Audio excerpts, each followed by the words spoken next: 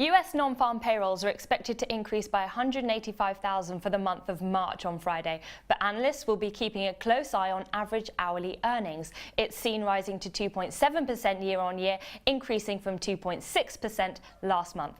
A forecast-topping reading could stoke inflation concerns stateside. This week, I caught up with William Hobbs, Head of Investment Strategy at Barclays, who shared his outlook on the jobs report. If you go back 6 or 8 months, the bond market just didn't look prepared for the type of inflationary pressures that we envisage coming down the pipeline in the next few months and quarters and years even. The economy is tightening, and so inflationary pressures should rise a little bit. As of yet, there are no signs of the kind of inflationary pressures that would choke the economy or force the central banks to become hostile. But this is certainly something to watch, and it's the wage gains you rightly point out that are really the thing to watch, because that is a sign that the economy is tightening, that slack has gone, and that wage pressures, labour market bargaining power is building. As of yet, it looks sort of fairly slow, steady, so nothing really to worry about. And I think from the perspective of wage gains, you probably need to remember that it takes some time to translate into actual inflation. Not all of those wage gains tend to translate into inflation, if history of past is prologue, and it will take a year and a half, 2 years even to translate into inflationary pressure, wider inflationary pressure. And if you're looking at the inflation data we've had come in, PCE deflator still below 2%. Yeah, exactly. So it's nothing too much to worry about just yet, but it's certain that and the bond market looks better equipped now post that sort of correction that we've seen over the last few months to absorb a sort of a more realistic inflationary outlook. But it is something to watch. Inflation is something that could hurt your story, because if stock markets did have to digest, or if the economy did have to digest lots more interest rates than they're currently pricing in, that starts to get more difficult from a valuation perspective in stock markets, and it starts to get more difficult from a growth perspective, in all honesty. That was William Hobbs from Barclays. But how do we trade the non-farm payrolls? Let's get more from IG's Jeremy Naylor.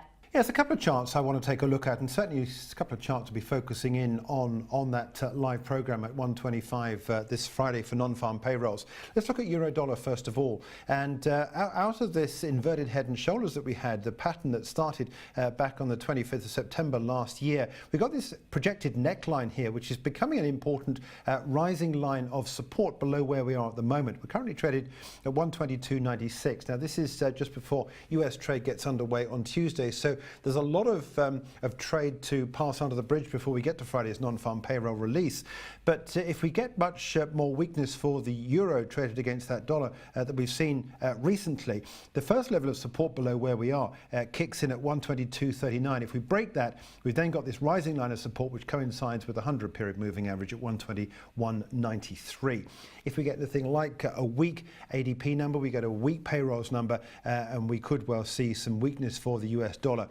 So we could well see the euro punch higher and then go past this green line, which is the 50-period moving average on this chart here. So depending on the strength or otherwise of the data that's coming through in the next few days, it'll be interesting to see where this trade goes. But certainly euro-dollar is one area of interest when the non-farm payrolls data is released. Also watching as well the Dow Jones Industrial Average. Significantly recently, there's been some trades below this 200-period moving average. On Monday, we saw a substantial drop in the markets. We have subsequently seen a recovery just before trade gets underway on Tuesday. We're currently traded at 23,778, but below the 200-period moving average.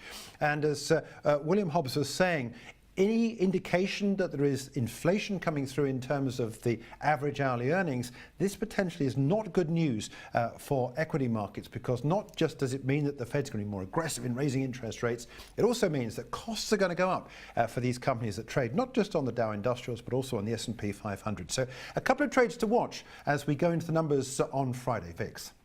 Don't forget to tune in to our live broadcast on Friday at 1:30 p.m. until 1:40 UK time. We'll break the numbers at 1:30, followed by on-the-spot analysis and market reaction. I'm Victoria Scholar. Thanks for watching IGTV, and we'll see you soon. Subscribe to IG for educational content, company insight, financial analysis and expert commentary.